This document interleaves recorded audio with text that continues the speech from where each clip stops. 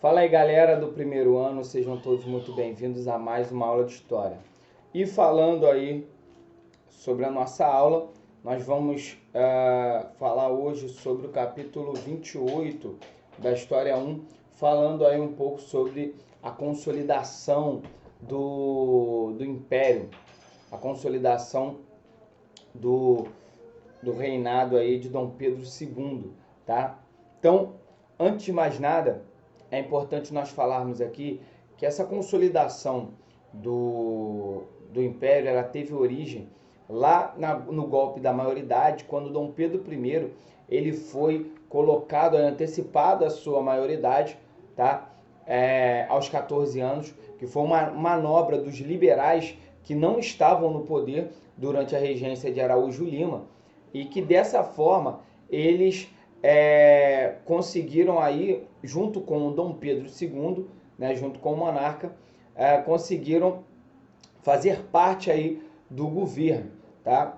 É interessante nós falarmos aí sobre esses dois partidos, né, os conservadores e liberais, porque realmente não havia nada mais parecido do que um conservador, nada mais parecido com um conservador do que um liberal no poder. Então, é uma política mais, não tinha uma identidade propriamente dita, era mais voltada para os interesses próprios, né, dos seus componentes, tá? Então, realmente, nada muito diferente da política que nós encontramos no dia de hoje dentro do Brasil. Mas vamos lá. Primeiramente, nós temos, a partir da consolidação deles, né, nós podemos aí destacar a eleição do cacete, né, que aconteceu lá, que foi uma eleição para a Câmara de Deputados em 1840, que foi marcada aí pela intensa disputa entre conservadores e liberais, tendo como sinal as fraudes eleitorais, né, e o uso de violência. Nas eleições, né, os liberais eles venceram, mas foram acusados de terem utilizado da fraude para a vitória, né?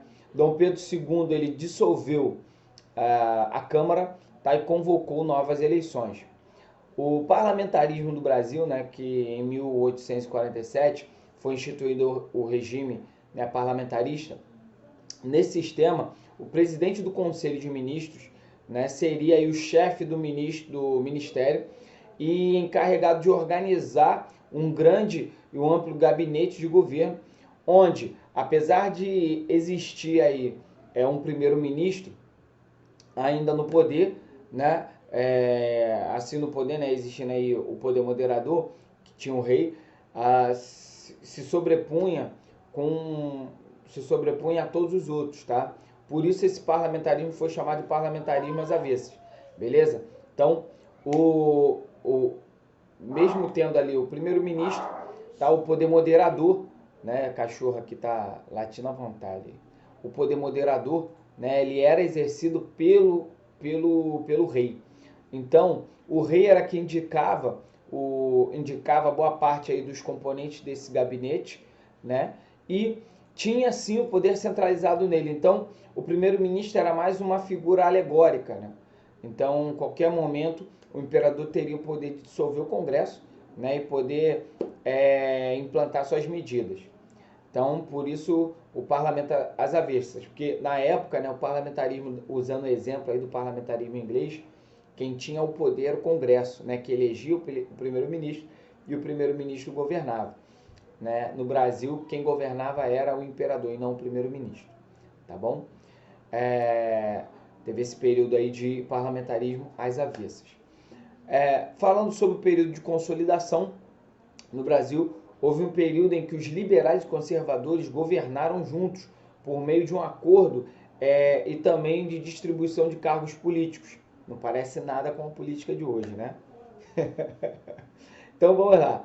Nesse período, né, que foi aí de 1853 até 1861, foi conhecido como o período da conciliação, que após esse período houve aí um acerto, né, de um equilíbrio político entre esses dois partidos, uma vez que não tinham divergências profundas durante o período de 1853 a 1861, né? Havendo aí o período de pacificação, tá? Ou de conciliação. Já no nosso capítulo aqui vem falando um pouco sobre a Revolta Praieira, tá? Que aconteceu de 1848 a 1850, né? Ela basicamente, ela iniciou-se, né? Porque lá em Pernambuco, né? Onde lá na metade do século XIX a produção açucareira ela era uma das principais atividades econômicas, tá? Mas essa atividade ela era controlada por um pequeno grupo de famílias, tá? Que dominavam a vida política local ali, como os Cavalcanti, por exemplo. Tá? O comércio, entre outras atividades econômicas, era vital para a região e era controlado pelos portugueses.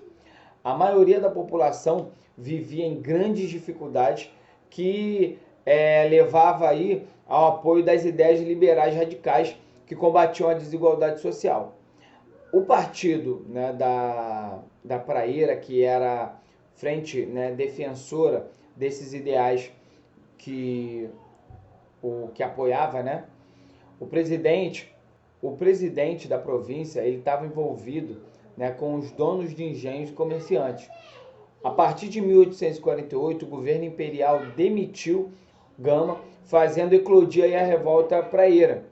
O líder do movimento, né, Pedro Ives e também Borges da Fonseca, né, que eram os dois líderes, lançaram um manifesto ao mundo, né, lá em 1849, eles pediam, né, o voto livre e universal, liberdade de imprensa, garantia de trabalho ao cidadão brasileiro, o fim do poder moderador, a proibição dos portugueses comercializarem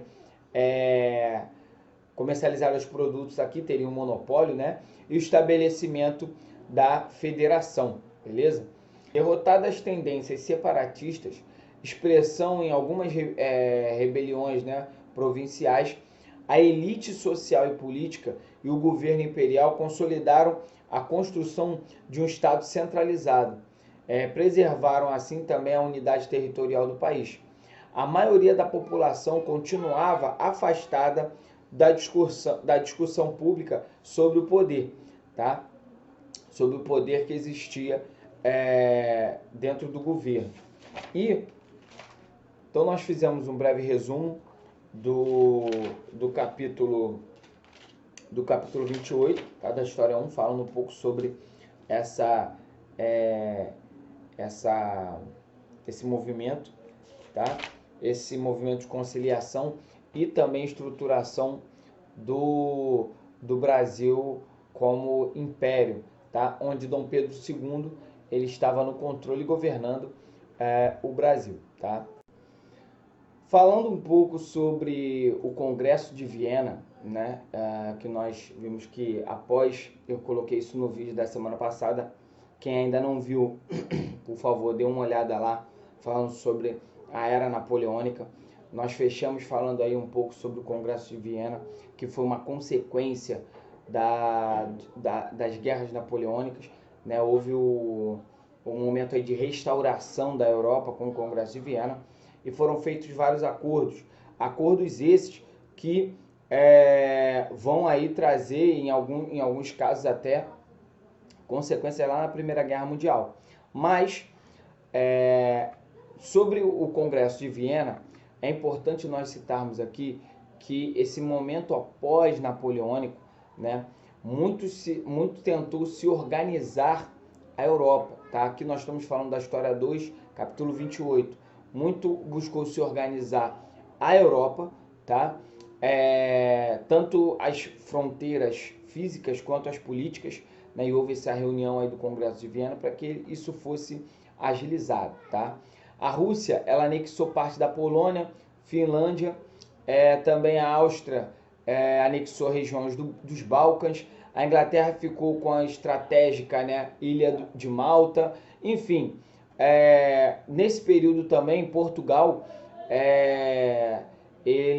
o Império Otomano, na verdade, o Império Otomano ele manteve aí o controle dos povos cristãos do sudeste da Europa. A Suécia, ela se uniu com a Noruega, né? Enfim, Napoleão, após essa questão napoleônica, né, eles foram tentar resolver reorganizando, na verdade, a Europa. Fora que eles também criaram a Santa Aliança, que era um exército formado aí por alguns países europeus, que estariam prontos a combater quem era contra, né, o regime, todos os revolucionários, né, liberais revolucionários pela Europa. Enfim, alguns pontos são muito importantes que estão falando aí, que nós falamos aqui e que também tem na nossa apostila discriminado cada um. É importante vocês saberem que essa reunião reuniu os principais países afetados pelo poderio de Napoleão, tá? Com exceção aí também dos Estados Unidos, que foi convidado aí para essa reunião, porque já era uma grande potência mundial, tá? Então, chegamos até o final de mais uma aula. Eu espero poder ter colaborado com vocês. Fui o mais rápido possível, o mais simples possível, para o nosso vídeo não ficar muito comprido, tá bom? Espero que vocês façam as atividades que foram propostas, beleza? Galera, um grande abraço, fiquem com Deus e até o próximo vídeo.